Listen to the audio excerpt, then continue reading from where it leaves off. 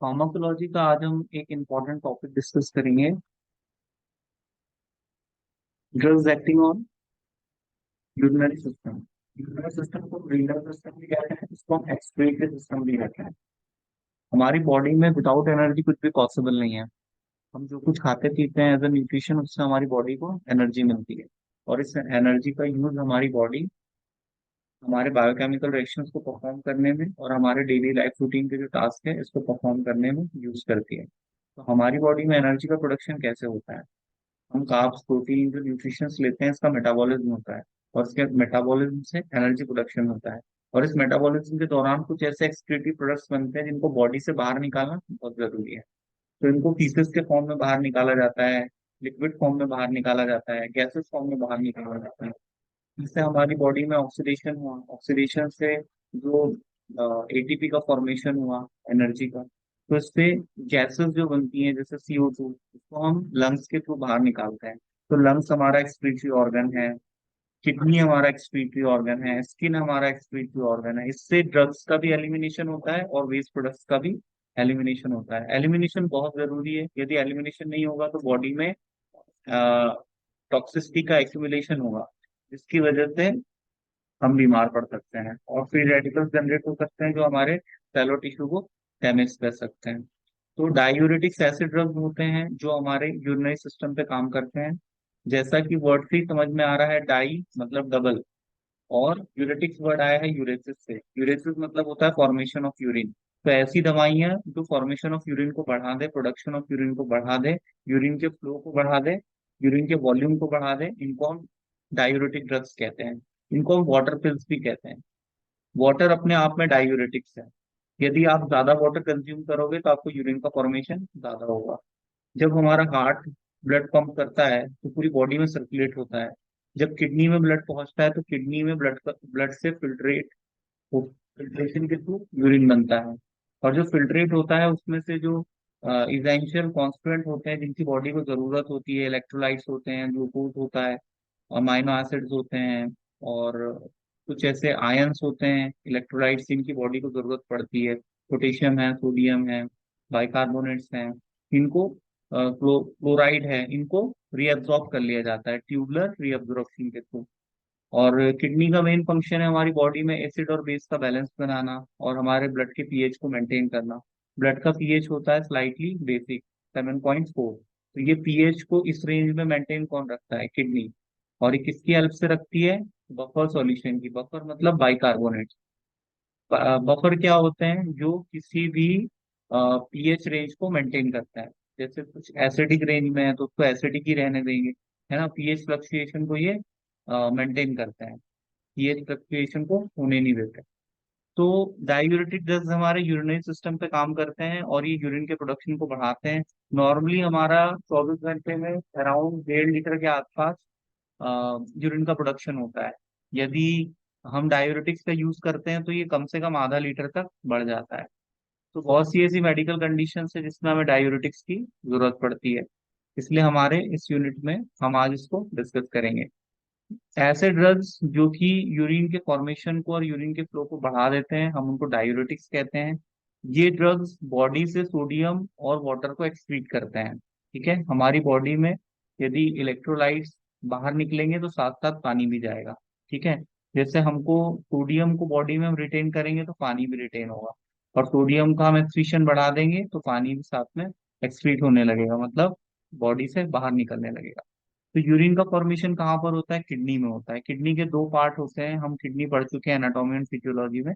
Kidney में cortex और medulla part होता है। जो कॉर्टेक्स पार्ट होता है वो आउटर पार्ट होता है, मेडुला जो है वो इनर पार्ट है। इसमें क्या प्रेजेंट होते हैं? नेफ्रॉन। नेफ्रॉन सेल लेंथ में थोड़े लंबे होते हैं, और एक किडनी में 1.2 मिलियन के आसपास नेफ्रॉन प्रेजेंट रहते हैं। और इसका जो नेफ्रॉन का जो बोमन कैप्सूल वाला पार्ट है वो अराउंड 80% कॉर्टेक्स पार्ट में प्रेजेंट रहता है और 15% मेडुला पार्ट में प्रेजेंट रहता है। अब ये नेफ्रॉन का जो बोमन कैप्सूल होता है इसमें ग्लोमेरुलस प्रेजेंट होता है जो फिल्ट्रेशन का काम करता है। यहाँ पर आप यहाँ पर आप ये वाला पार्ट देखिए, इसको हम ग्लोमेरुलस कहते हैं। ठीक है, और ये है वोमन कैप्सूल। ओके। और ये वाला जो पार्ट है, हम इसको क्या बोलते हैं, प्रॉक्सिमल कन्वलेटेड ट्यूब। और इस पार्ट को हम कहते हैं लूप ऑफ हैनले। और इस पार्ट को हम कहते हैं डिस्टल कन्वलेटेड ट्यूब। और इस पार्ट को हम कहते हैं कलेक्टिंग डक्ट। इसको हम शॉर्ट में सीडी भी कहते हैं, ठीक है। इसको हम कहते हैं ऑफरेंट आर्टरी, इफ्रेंट आर्टरी, आने वाली आर्टरी और जाने वाली आर्टरी। तो ये आर्टरी वुमन कैप्सूल में, जब ये आर्टरी अंदर की तरफ जाती है तो ये डिवाइड हो जाती है कैपिलरी में। कैपिलरी का डायमीटर कम होता है और उसकी मेम्ब्रेन में पोर्स होते हैं। और जब यहाँ पर ब्लड सडनली प्रेशर बढ़ जाता है और डायमीटर कम हो जाता है तो फिल्ट्रेशन होने लगता है। और यहाँ के पोर्स में से जो फिल्ट्रेशन होता है उसका ट्यूबुलर रीअब्जॉर्प्शन होता है। और फिर यहाँ से कलेक्टिंग ट्रक के थ्रू उसका एक्सक्रीशन होता है। तो फिल्ट्रेट सबसे पहले आता है प्रॉक्सिमल कन्वलेटेड ट्यूब में, फिर उसके बाद आता है लूप ऑफ हैंडले में, फिर वहां से आता है डीसीटी, डिस्टल कन्वलेटेड ट्यूब में, और फिर आता है यहाँ कलेक्टिंग डक्ट में। और कलेक्टिंग डक्ट कनेक्ट होती है पेल्विस से। और पेल्विस आगे चल के यूरेटर से कनेक्ट होती है, और यूरेटर कनेक्ट होता है यूरिनरी ब्लैडर से। यूरिनरी ब्लैडर से फिर कनेक्ट होता है यूरेथ्रा। और यूरेथ्रा वो ओरिफाइज होता है जहाँ से यूरिन को बॉडी से बाहर एक्सपेल आउट किया जाता है। तो यहाँ पर फिल्ट्रेशन का काम होता है। तो इसमें सबसे पहले होता है सेलेक्ट फिल्ट्रेशन, होता है ग्लोमेरुलस फिल्ट्रेशन। उसके बाद सेलेक्टिव रीअब्जॉर्प्शन होता है। और उसके बाद फिर यहाँ से एक्सक्रीशन होता है। तो यहाँ से जब फिल्ट्रेट का फॉर्मेशन होता है तो उस फिल्ट्रेट में ऐसी बहुत सी चीजें होती है जिसकी बॉडी को आवश्यकता होती है। जैसे ग्लूकोज हुआ, अमाइनो एसिड हुए, इलेक्ट्रोलाइट्स हुए। तो जिन चीजों की बॉडी को जरूरत है वो यहाँ से रीअब्सॉर्ब कर लिए जाते हैं। उसको सेलेक्टिव रीअब्जॉर्प्शन इसलिए बोलते हैं क्योंकि उन्हीं चीजों को अवशोषित करती है बॉडी जिसकी उसको जरूरत है, बाकी चीजों को एक्सक्रीट होने देती है।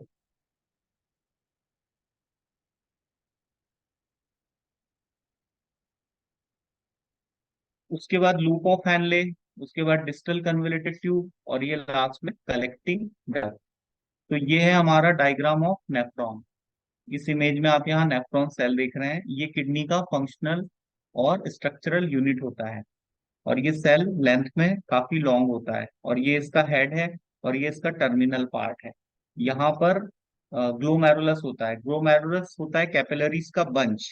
और ये कैपिलरीज बहुत ज्यादा महीन होती हैं, तो इसमें से फिल्ट्रेशन का काम होता है, ठीक है। और इस वाले, ये जो चंद्रमा के जैसे आकृति है, इसको हम बोलते हैं वोमन कैप्सूल। और इस कैप्सूल में यहाँ पर ये जो प्रेजेंट है बंच ऑफ कैपिलरीज, इसको हम बोलते हैं ग्लोमेरुलस। और इसमें से जब ब्लड यहाँ से बहता है तो उसको हम बोलते हैं glomerulus filtration rate, glomerulus flow. मतलब यहाँ से किस गति से ब्लड बह रहा है। और फिर यहाँ पर जो फिल्ट्रेशन होगा उसको हम बोलेंगे ग्लोमेरुलस फिल्ट्रेशन रेट और ग्लोमेरुलस फ्लो, ठीक है। यहाँ से यदि फ्लो बढ़ेगा ब्लड का तो फिल्ट्रेशन ज्यादा होगा, ठीक है। फिल्ट्रेशन ज्यादा होगा तो यूरिन का प्रोडक्शन ज्यादा होगा। रीअब्जॉर्प्शन यदि कम होगा तो यूरिन का प्रोडक्शन बढ़ जाएगा, ठीक है। तो जो डायूरेटिक ड्रग्स होते हैं वो नेफ्रॉन के डिफरेंट डिफरेंट पार्ट्स पे काम करते हैं। कुछ ड्रग लूपोफेनले पे काम करेंगे, कुछ ड्रग अपना फिजिकल एक्शन दिखाएंगे, कुछ ड्रग्स हार्मोन पे काम करेंगे। ऐसे कौन से हार्मोन है जो किडनी पे काम करते हैं? आपको बताया था पिट्यूटरी ग्लैंड से जो वेसोप्रेसिन हार्मोन सिक्रीट होता है वो किडनी पे काम करता है। उसको हम एडीएच भी कहते हैं। एडीएच का फुल फॉर्म क्या होता है? Anti diuretic hormone. तो वो क्या करेगा? डायूरेसिस को कम करेगा। तो हम यदि उस हार्मोन की एक्टिविटी को यदि हम कम कर दें तो यूरिन का प्रोडक्शन ओब्वियसली बढ़ जाएगा, है ना। कार्बोनिक एनहाइड्रेस एंजाइम, तो कुछ एंजाइम्स है, हॉर्मोन्स है जिनके ड्रग्स हम देके डायूरेसिस प्रोड्यूस करते हैं। आगे हम देखेंगे कि ऐसी कौन सी कंडीशन है जिसमें हम ये ड्रग्स यूज करते हैं। तो आपने नेफ्रॉन के स्ट्रक्चर को समझ लिया। अफ्रेंट आर्टरी, इफेंट आर्टरी, ग्लोमेरुलस, और ये वाला जो पार्ट है ये प्रॉक्सिमल कन्वलेटेड ट्यूब है। This one is loop of Henle, ये यू शेप का होता है, ठीक है। ये यू शेप का होता है। और this one distal convoluted tube. इसको डिस्टल इसलिए कह रहे हैं क्योंकि ये वोमन कैप्सूल से दूर है। डी से डिस्टल और डी से दूर, ठीक है। तो ये दूर है इसलिए इसको डिस्टल कह रहे हैं। डिस्टल मतलब होता है दूर, और प्रॉक्सिमल मतलब होता है पास। तो ये वोमन कैप्सूल से ये वाली जो ट्यूब है ये पास में है। ये ट्यूब हॉलो होती है, इसमें एक ल्यूमेन होता है, ठीक है। ये वाला जो पार्ट होता है इसको हम लूमेन कहते हैं, ठीक है। और ये जो लूप ऑफ हेनले होता है ये काफी सकरा होता है, इसका डायमीटर बहुत ज्यादा कम होता है और ये यू शेप का होता है। और यहाँ पर भी हॉलो ट्यूब है, ये भी एक हॉलो ट्यूब है, ठीक है। और यहीं से रीअब्जॉर्प्शन होता है, सेलेक्टिव रीअब्जॉर्प्शन। यहाँ पर चैनल्स होते हैं, है ना। यहाँ पर इन चैनल्स के थ्रू आयंस का ट्रांसफर होता है और रीअब्जॉर्प्शन होता है। और हमारी किडनी को रीनल आर्टरी और रीनल वेन ब्लड सप्लाई करती है। तो renal artery pure blood supply करती है, ठीक है। और रीनल वेन जो है वो इम्प्योर ब्लड को हार्ट हार्ट तक लेके जाती है।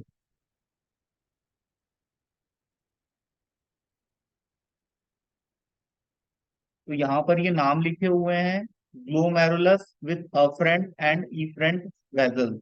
इनको हम वेजल्स भी बोलते हैं।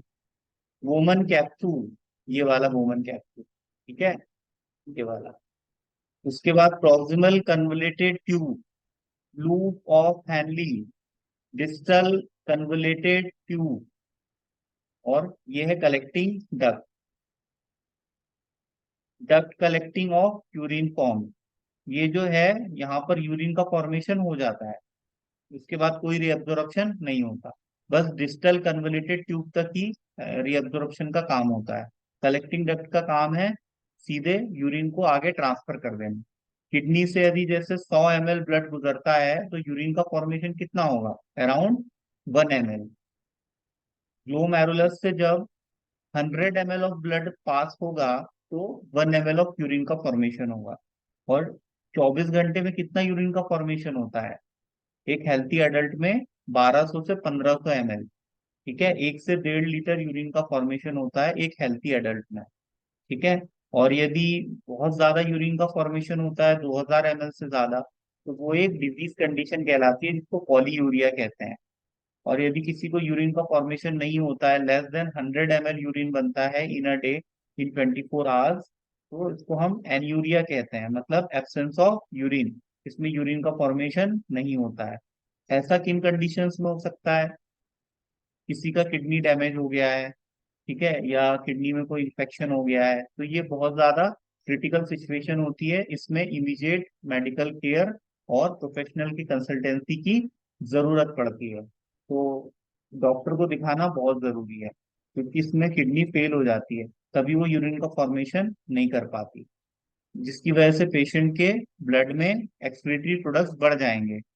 जैसे प्रोटीन का मेटाबॉलिज्म होता है तो उससे यूरिया बनता है, ठीक है। और यूरिया हमारी बॉडी का एक्सक्रीटरी प्रोडक्ट है, तो उसका बॉडी से बाहर निकलना बहुत ज्यादा जरूरी है। मैंने आपको बताया था कि कुछ मेटाबॉलिक डिसऑर्डर्स होते हैं, जैसे डायबिटीज है, गाउट है। गाउट प्यूरिन का मेटाबॉलिज्म ना होने की वजह से होता है। उसका मेटाबॉलिज्म सही से नहीं होगा तो यूरिक एसिड के क्रिस्टल बनेंगे और डिपोजिशन की वजह से पेन होगा। तो बॉडी में मेटाबॉलिज्म के बाद में जो एक्सक्रीटरी प्रोडक्ट बनते हैं उनका बॉडी से बाहर निकलना बहुत ज्यादा जरूरी है। अदरवाइज ये बहुत सारी डिजीज को प्रोड्यूस करते हैं।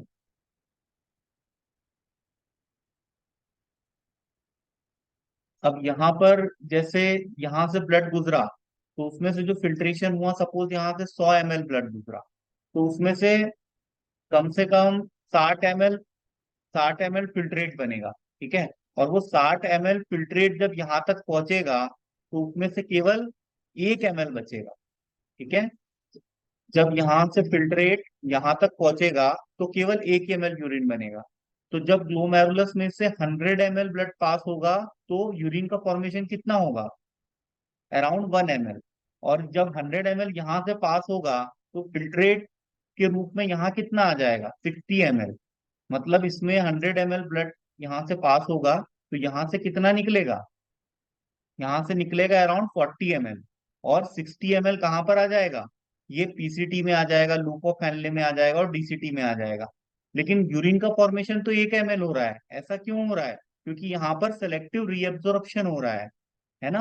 अवशोषित किया जा रहा है किसको, अमाइनो एसिड्स को और इलेक्ट्रोलाइट्स को। क्योंकि हमारी बॉडी में उनकी जरूरत है, तो उसको हम रीअब्सॉर्ब कर रहे हैं, ठीक है। और इससे ब्लड का जो कंपोजिशन है, ब्लड ब्लड फ्लूइड का जो वॉल्यूम है, ये हमारी बॉडी में मेंटेन रहता है, ठीक है। रेनिन एंजियोटेंसिन सिस्टम मैंने आपको पढ़ाया था एनाटॉमी फिजियोलॉजी में, ठीक है। रेनिन एंजाइम भी, रेनिन हार्मोन भी बहुत इंपॉर्टेंट रोल प्ले करता है बॉडी फ्लूइड के बैलेंसिंग में। एंजियोटेंसिन 1, एंजियोटेंसिन 2, ये शायद आपको याद हो।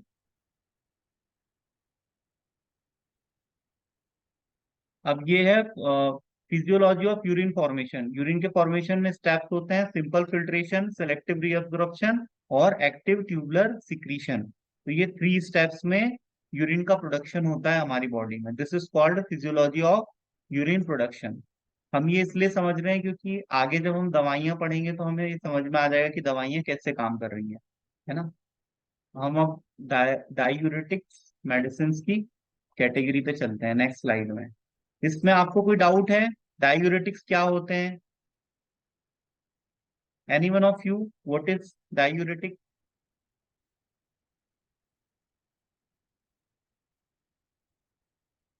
सर ऐसे ड्रग जो यूरिन के फ्लो को बढ़ा देते हैं।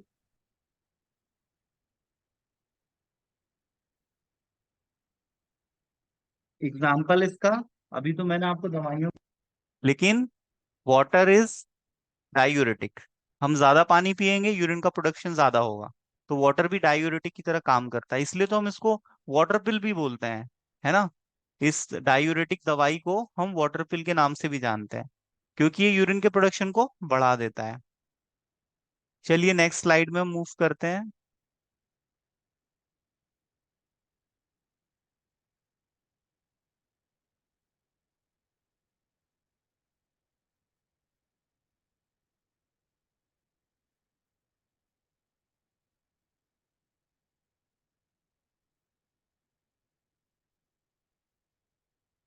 This slide is visible. Yes sir. देखिए यहाँ पर जो डिस्क्रिप्शन दिया हुआ है उसमें मैंने आपको जो समझाया है वो वर्ड्स में लिखा हुआ है, ठीक है।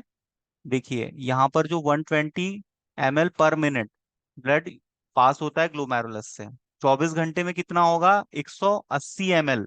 और 180 ml जब पास होगा, सॉरी 180 लीटर, 180 लीटर जब एक दिन में पास होगा तो यूरिन कितना बनेगा? 1 से 1.5 लीटर बनेगा हेल्थी एडल्ट्स में।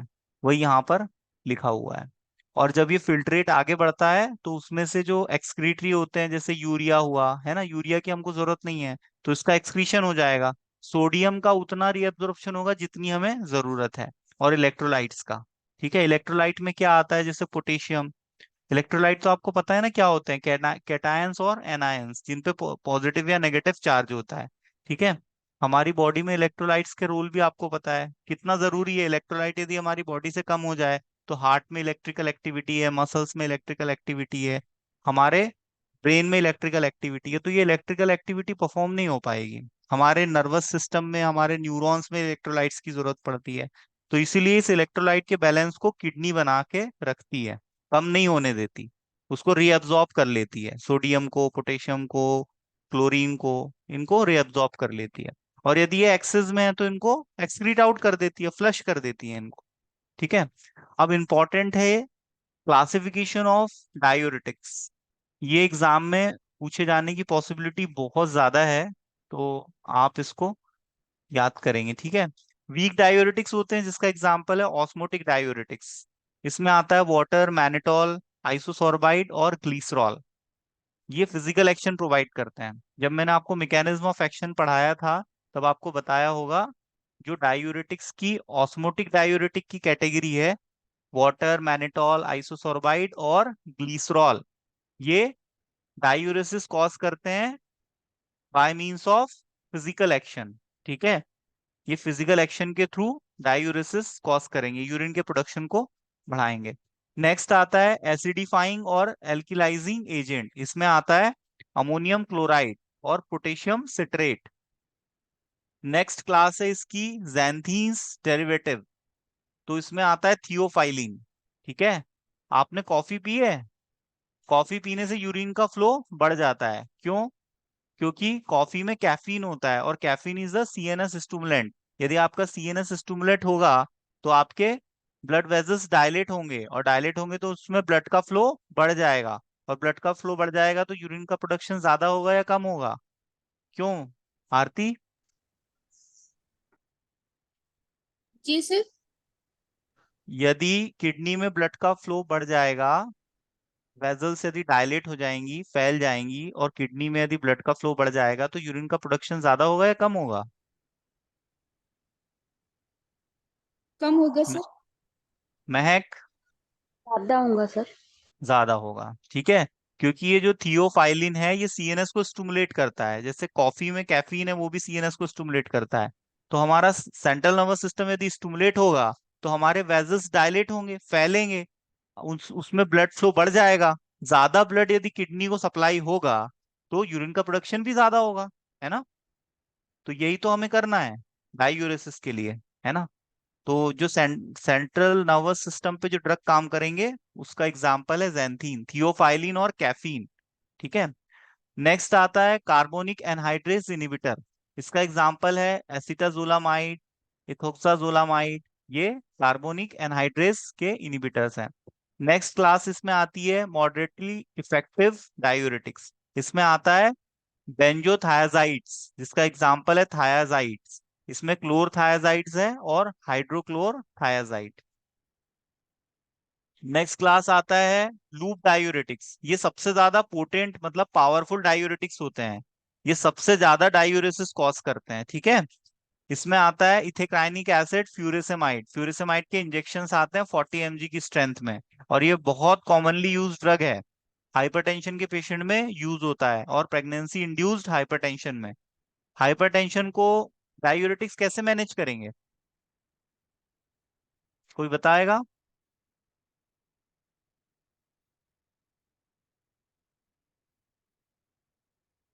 हाइपरटेंशन के केस में क्या हो रहा है, प्रेशर बॉडी में बढ़ गया है, ठीक है। और यदि हम डायूरेसिस करेंगे तो प्रेशर कम होगा या बढ़ेगा? क्यों महक? बढ़ेगा सर। डायूरेसिस करेंगे तो प्रेशर बढ़ेगा। हम्म। कम होगा। हाइपरटेंशन के ट्रीटमेंट में हम डायूरेटिक ड्रग्स यूज कर रहे हैं ना, तो हमको प्रेशर बढ़ाना है या कम करना है हाइपरटेंशन के पेशेंट में? हम्म। कम कम करना है ना। तो डायूरेसिस यदि होगी, यूरिन का प्रोडक्शन यदि बढ़ेगा तो प्रेशर कम होगा या बढ़ेगा? कम होगा कम। सर। वही तो मैं कह रहा हूँ, आपसे पूछ सुनना चाह रहा हूँ, कम होगा, ठीक है। तो लूप डायूरेटिक्स का एग्जांपल है फ्यूरिसेमाइड। फ्यूरिसेमाइड बहुत ज्यादा यूज होता है इंजेक्शन फॉर्म में, पेरेंटल फॉर्म में आता है ये। पोटेशियम रिटेनिंग डायूरेटिक्स जिसमें स्पाइरोनोलैक्टोन आता है और एमाइलोराइड। तो ये डायूरेटिक्स का क्लासिफिकेशन है, ये काफी इंपॉर्टेंट्स हैं। जो ड्रग्स के नाम के साथ आप कंफर्टेबल हो, जो आपको याद रह सकते हैं, ऐसे दो दो नाम आप याद कर लेना, ठीक है। इसमें आता है वीक डायूरेटिक्स। इसमें ऑस्मोटिक डायूरेटिक्स का एग्जांपल है वाटर, मैनिटॉल, आइसोसोर्बाइड और ग्लिसरॉल, ठीक है। नेक्स्ट है एसिडिफाइंग और एल्केलाइजिंग एजेंट्स, जिसमें आता है अमोनियम क्लोराइड और potassium citrate. Carbonic anhydrase inhibitor जिसमें आता है एसिटाजोलामाइड और इथेक्साजोलामाइड। और नेक्स्ट क्लास है इसमें बेंजोथायजाइड्स, है ना। बेंजोथायजाइड्स में क्या आएगा, क्लोरथायजाइड और हाइड्रोक्लोरथायजाइड। और नेक्स्ट है इसमें पोटेंट डायूरेटिक्स, तो इसका एग्जांपल है आपका फ्यूरेसेमाइड और टॉर्सेमाइड। और पोटेशियम रिटेनिंग डायूरेटिक्स में स्पाइरेनो, लैक्टोन और एमेलोराइड। अब इसको पोटेशियम रिटेनिंग डायूरेटिक क्यों कह रहे हैं? क्योंकि ये पोटेशियम को रिटेन करता है, ठीक है। पोटेशियम को रिटेन करेगा ये। मैंने आपको बताया था ना, यदि इलेक्ट्रोलाइट बॉडी में रिटेन होंगे तो पानी भी रिटेन होगा, ठीक है। और यदि इलेक्ट्रोलाइट बॉडी से जाएंगे तो पानी भी जाएगा। आ रहा है समझ में? यदि इलेक्ट्रोलाइट हमारी बॉडी से फ्लश होंगे तो पानी भी साथ में फ्लश होगा, और यदि हम इलेक्ट्रोलाइट को रोक लें तो पानी भी ठहर जाएगा, ठीक है। ऐसा क्यों होता है? ऑस्मोसिस की वजह से, है ना। आपने देखा होगा, जैसे किसी को लूज मोशन हो गए तो उसको हम इलेक्ट्रोलाइट मिला के हमें पानी देना चाहिए या सादा पानी देना चाहिए, बताओ? हम्म। इलेक्ट्रोलाइट मिलाकर देना चाहिए। इलेक्ट्रोलाइट मिला के देंगे बेटा तो क्या होगा, हमारी बॉडी में इलेक्ट्रोलाइट कम हो चार। गए तभी तो लूज मोशन हुए हैं, है ना। हम जो पानी देंगे उसमें यदि इलेक्ट्रोलाइट है और ब्लड में इलेक्ट्रोलाइट कम हो गए हैं, तो हमारे जो हमने ओरल रूट से लिया है उससे इलेक्ट्रोलाइट हमारे ब्लड में जाएंगे या नहीं। हम्म। ज्यादा कंसंट्रेशन से कम कंसंट्रेशन की तरफ जाएंगे ना, यही तो ऑस्मोसिस होता है। क्यों? ऑस्मोसिस पता है क्या होता है? ऑस्मोटिक डाययूरेटिक ऐसे ही तो काम करते हैं। ल्यूमेन में यदि ऑस्मोटिक प्रेशर ज्यादा होगा तो क्या होगा? सेलेक्टिव रीअब्जॉर्प्शन होगा इलेक्ट्रोलाइट्स का। क्यों महक? रवि? हम्म।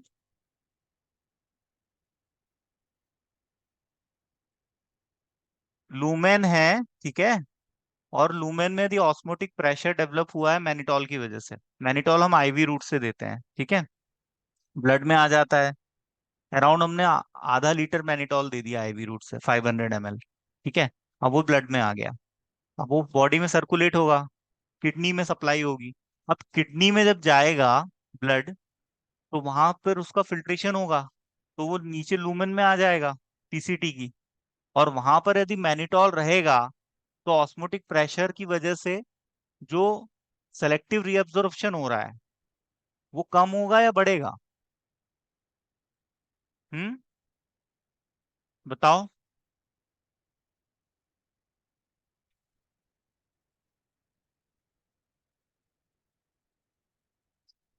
समझ में आ रहा है आप लोगों को कुछ? हम्म।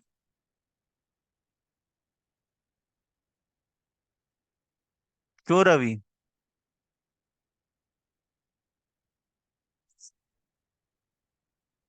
समझ में नहीं आया लगता आपको, बताओ।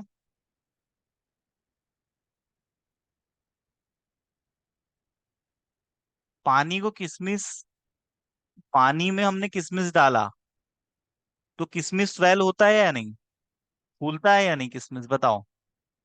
आपने खुलता है। यदि दूध में यदि आपने खुरमा डाल दिया, दूध में आपने किशमिश डाल दिया, तो फूलता है वो सुबह तक? हम्म। क्यों यस सर। फूलता है क्यों फूलता है वो? हाई कंसंट्रेशन से लो कंसंट्रेशन की ओर जाते हैं पानी। बस तो फिर अब तुम मुझे बताओ, हमने मैनिटॉल दिया है, तो मैनिटॉल है लूमेन में, तो सेलेक्टिव रीअब्जॉर्प्शन होगा क्या इलेक्ट्रोलाइट्स का? वापिस ब्लड में जाएंगे वो, या फ्लश आउट होंगे बॉडी से मैनिटॉल की वजह से? क्यों? Plus out. फ्लश आउट होंगे ना, बस इतनी सी तो बात है, यही तो आपको इतनी देर से समझा रहा हूं मैं। बाकी लोग को समझ में आया या नहीं? मैनिटॉल कैसे काम कर रहा है, मैनिटॉल का मैकेनिज्म ऑफ एक्शन क्या है? आया समझ में बाकी लोगों को? महक? Yes sir. नहीं आया हो तो बताओ, फिर से समझाता हूँ, आ गया ना? Yes sir. ठीक है।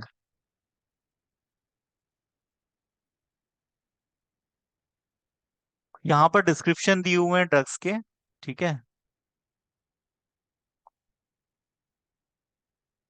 जैसे यहाँ पर वाटर का डिस्क्रिप्शन दिया हुआ है, water is also diuretic. Water क्या है? अपना फिजिकल एक्शन दिखाता है। हम पानी ज्यादा पियेंगे तो यूरिन का प्रोडक्शन बढ़ जाएगा, ठीक है। अब यहाँ पर हम देखते हैं,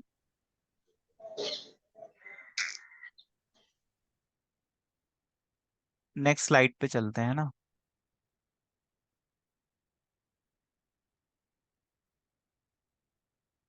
1 मिनट।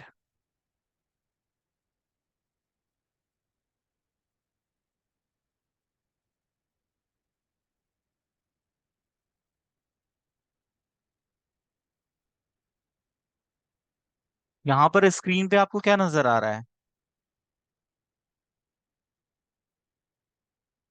स्क्रीन पे, स्क्रीन इज विजिबल, आप स्क्रीन देख पा रहे हैं? Yes sir. ठीक है। कुछ ड्रग्स ऐसे होते हैं जो हमारे यूरिनरी ट्रैक में इंफेक्शन कॉज करते हैं, ब्लॉकेज कॉज करते हैं, जिनका एग्जांपल है सल्फोनामाइड, ठीक है। सल्फोनामाइड क्या है? एंटी फंगल और एंटी बैक्टीरियल की कैटेगरी में आता है। तो जब हम सल्फोनामाइड ड्रग कंज्यूम करते हैं तो वो क्रिस्टलाइजेशन के थ्रू ब्लॉकेज कॉज करते हैं, ठीक है। तो जिससे यूरिनरी ट्रैक में इंफेक्शन और स्टोन की पॉसिबिलिटी होती है। अब हमको पता है कि यदि कोई चीज ब्लॉक हो गई है और हम यदि प्रेशर बढ़ाएंगे, है ना, जैसे कभी नाली चोक हो गई तो हम इधर से तेजी से प्रेशर बढ़ा देते हैं, पानी डालते हैं, तो चोक खुल जाता है ना। तो ऐसे यूरिनरी सिस्टम की क्लीनिंग के लिए हम डायूरेटिक ड्रग्स यूज करते हैं, ठीक है। अब यहाँ हम मैनिटॉल का देखते हैं डिस्क्रिप्शन। मैनिटॉल की खास बात ये फार्माकोलॉजिकली इनएक्टिव होता है, ठीक है, क्योंकि ये अपना फिजिकल एक्शन दे रहा है, तो केमिकली कहीं भी ये कोई इंटरेक्शन नहीं करता है। दूसरा पॉइंट ये है कि ये हमारी बॉडी में आईवी रूट से दिया जाता है, इंट्रावेनस, और 500 से 1000 ml तक ये आईवी रूट के थ्रू दिया जाता है। स्लो बॉटल चलाई जाती है ड्रॉप बाय ड्रॉप, और जब ये हमारे ब्लड में जाता है तो ऑस्मोटिक प्रेशर के थ्रू अपना एक्शन देता है, तो ये टोटली फिजिकल एक्शन देता है। और ये पॉइजनिंग के ट्रीटमेंट में भी यूज होता है। जैसे किसी पेशेंट को बारबिचुरेट्स का ओवरडोज यदि ले लिया है उसने, या गलती से ज्यादा हो गया है, तो उस केस में हम मैनिटॉल यूज करते हैं। तो डायूरेटिक्स ड्रग्स का यूज पॉइजनिंग के ट्रीटमेंट में भी होगा।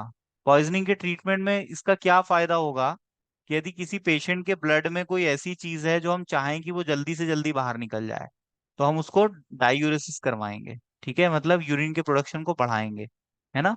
एक तरीका मैंने आपको और बताया था, किसी पेशेंट ने अभी ताजा ताजा यदि कोई पॉइजन खाया है, तो हम उसको बॉडी से बाहर निकालने के लिए उसको क्या देंगे, हम उसको उल्टी कराएंगे, तो हम इमेटिक्स यूज करेंगे, है ना।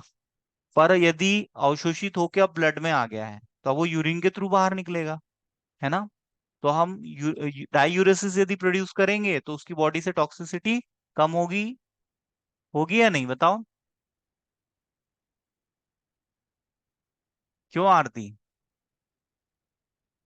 जी सर। हम डायूरेटिक्स से टॉक्सिसिटी कम कर सकते हैं, पॉइजनिंग में इसका इस्तेमाल कर सकते हैं। बिल्कुल सर, कर सकते हैं। हाँ, वेरी गुड। ध्यान से सुनो आप लोग, मुझे लगता है सुनते हो कि नहीं। एक एक वर्ड ध्यान से सुना करो, तब समझ में आएगा, ठीक है। अब आपने जैसे यहाँ पढ़ा कि मैनिटॉल फिजिकली एक्शन देता है, तो अब यदि आपसे कोई पूछेगा मैकेनिज्म ऑफ ड्रग एक्शन बताओ, तो वहां पर आप मैनिटॉल का एग्जांपल लिख सकते हो ना। मैं आपको जितने भी ड्रग्स के मैकेनिज्म ऑफ एक्शन बताता हूँ उसको ध्यान से सुना करो। एग्जाम में एक क्वेश्चन बहुत इंपॉर्टेंट है जो हर साल पूछते हैं कि दवाइयाँ काम कैसे करती हैं, तो आपको वहां पर 5-10 दवाइयों के काम करने के तरीके बताना पड़ेगा, ठीक है। तो वहां पर भी आप ये एग्जाम्पल लिख सकते हो, है ना, और ये क्वेश्चन इंपॉर्टेंट है। तो अभी तक आपने एंजाइमेटिक एक्शन भी ड्रग का देखा, रिसेप्टार को ब्लॉक करके जो ड्रग्स अपना एक्शन देते हैं, है ना, रिसेप्टार्स के थ्रू अपना एक्शन देते हैं, वो भी आपने उसके भी एग्जाम्पल देखे, है ना। और आपने अभी फिजिकल एक्शन का भी एग्जाम्पल देख लिया मैनिटॉल, ठीक है। आईवी रूट से दिया जाता है, कम से कम आधा लीटर से 1 लीटर, और स्लो आईवी चलाई जाती है। जब पेशेंट को लगाते हैं तो उसकी बॉटल धीरे धीरे चलाते हैं, ठीक है, ताकि एकदम से कोई फ्लक्चुएशन बॉडी में ना आए। आइसोसॉर्बाइड और ग्लिसरॉल, इनका भी ऐसा ही एक्शन होता है, ठीक है। और इनका यहाँ पर डोज दिया हुआ है 1.5 ग्राम पर केजी, ओरल सॉल्यूशन के फॉर्म में दिया जाता है। अब नेक्स्ट ड्रग की तरफ बढ़ते हैं, एसिडिफाइंग और एल्किलाइजिंग सॉल्ट। इसका एग्जाम्पल है अमोनियम क्लोराइड। अमोनियम क्लोराइड भी डायूरेसिस कॉज करता है, लेकिन इसके कुछ साइड इफेक्ट्स भी होते हैं। क्या साइड इफेक्ट है? यदि हम इसको जैसे ओरल रूट से ले रहे हैं, तो हमारा जो गैस्ट्रिक पेरिटोनियम का लेयर है ना, वहां पर ये इरिटेशन कॉज करता है, और इरिटेशन की वजह से पेशेंट को नॉजिया और वोमिटिंग का फीलिंग आता है। और ऐसे पेशेंट्स में जिसमें लीवर डैमेज होता है, वहां पर ये कॉन्ट्राइंडिकेटेड होता है। और यदि किसी को पेशेंट को किडनी की कोई डिजीज है, उस केस में भी एल्केलाइजिंग और एसिडिफाइंग सॉल्ट यूज नहीं किए जाते, ठीक है। इरिटेशन यदि कॉज होगा हमारे स्टमक में, तो हमारे सेंट्रल नर्वस सिस्टम को एक मैसेज जाएगा कि भाई जो भी कंटेंट है उसको एक्सपर्शन के थ्रू बाहर निकाला जाए, तो हमें वोमिटिंग हो जाती है। इसलिए कुछ दवाइयां जब हम खाते हैं तो हमारे स्टमक में इरिटेशन कॉज करती हैं, तो इरिटेशन कॉज करने की वजह से उन दवाइयों के साइड इफेक्ट क्या होते हैं, नॉजिया और वॉमिटिंग, ठीक है। तो ये एसिडिफाइंग और एल्केलाइजिंग सॉल्ट का साइड इफेक्ट हो गया। नेक्स्ट कैटेगरी आती है जैंथीन डेरिवेटिव्स। अभी आपको मैंने बताया था इसका एग्जाम्पल कैफीन है, ठीक है। और ये सीएनएस को स्टिमुलेट करता है, सीएनएस को स्टिमुलेट करेगा तो ब्लड का फ्लो बढ़ जाएगा, मसल्स रिलैक्स हो जाएंगे, और आर्टरी जो है वो थोड़ी सी डायलेट हो जाएगी, ब्लड का फ्लो बढ़ जाएगा। और वहां और सॉल्ट का जो रीअब्जॉर्प्शन हो रहा है, सॉल्ट मतलब इलेक्ट्रोलाइट्स, तो उसका जो सेलेक्टिव रीअब्जॉर्प्शन हो रहा है वो भी कम हो जाएगा। और वो कम हो जाएगा तो डायूरेसिस हो जाएगी, यूरिन का प्रोडक्शन बढ़ जाएगा। तो ये हमारे xanthine डायूरेटिक्स। अब हम बात करते हैं कार्बोनिक एनहाइड्रेस इनहिबिटर। अब यहाँ पर जैसे एज लगा हुआ है, तो ये क्या होगा? क्यों एंजाइम आरती? सर। हाँ, very good. Carbonic anhydrase inhibitor, मतलब एनहाइड्रेस से हमें समझ में आ रहा है कि एक प्रकार का एंजाइम है, ठीक है। तो ये एंजाइम का काम क्या होता है? हमारी बॉडी में CO2 बनता है ना। हमारी बॉडी में एनर्जी प्रोडक्शन जब होता है तो उसका जो वेस्ट गैस गैस प्रोडक्ट है वो कौन सा है? CO2। पर CO2 की भी हमारी बॉडी में यूटिलाइजेशन हो जाता है। कैसे हो जाता है? CO2 यदि वाटर के साथ रिएक्ट करेगा तो कार्बोनिक एसिड बना लेता है। उसका फॉर्मूला क्या होता है? H2CO3। पर इसका जब आयोनाइजेशन होगा तो हमें H+ आयन मिलेगा और HCO3, तो इसका प्रोडक्शन हो जाएगा। तो हमारा ये जो H+ आयन है ना, ये हमको हेल्प करता है सेलेक्टिव रीअब्जॉर्प्शन में, ठीक है। अब ये जब अवेलेबल नहीं होगा H+ आयन, ठीक है, तो उसकी वजह से सेलेक्टिव रीअब्जॉर्प्शन कम हो जाएगा। और सेलेक्टिव रीअब्जॉर्प्शन कम हो जाएगा तो डायूरेसिस हो जाएगी क्या? क्यों रवि?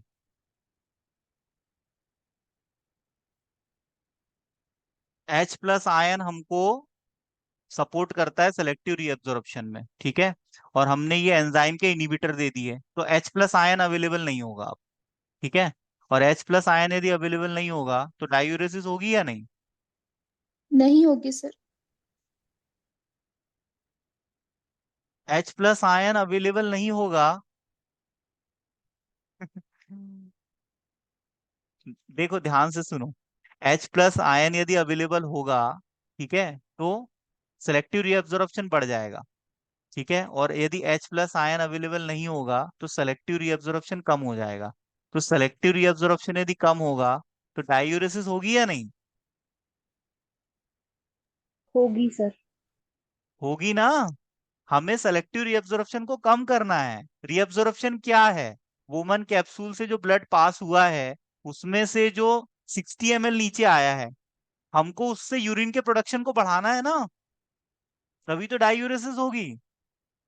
और उसको यदि हमें बढ़ाना है और हम उसको री री एब्जॉर्ब होने देंगे तो यूरिन का प्रोडक्शन ज्यादा होगा क्या, ये बताओ। हम्म। No sir. नहीं होगा ना। बहुत ध्यान से सुना करो। तुम लोग ऐसा है, थोड़ा भी ध्यान यदि तुम्हारा चूकता होगा ना तो फिर तुम्हें समझ में नहीं आता होगा। इसलिए मैं तुम लोग से क्वेश्चनिंग बहुत करता हूँ, क्योंकि तुमको ऐसे पढ़ाओ ना जैसे रामायण का पाठ चल रहा है, अखंड पाठ। रामायण का 24 घंटे में खत्म एक किताब। रामायण ग्रंथ आपने देखा है कितना कितना थिक बुक होता है उसका। 24 घंटे में पढ़ के खत्म कर देते हैं। आज 10 बजे शुरू करते हैं, दूसरे दिन 10 बजे आरती। आरती कीजिए हनुमान लला की, है ना, खत्म कर देते हैं उसको पढ़ के। तो हमको क्या है, समझना भी है, यहाँ पर पढ़ना ही नहीं है, ठीक है। ऐसा नहीं कि बस जैसे तोता होता है ना, हमेशा राम राम राम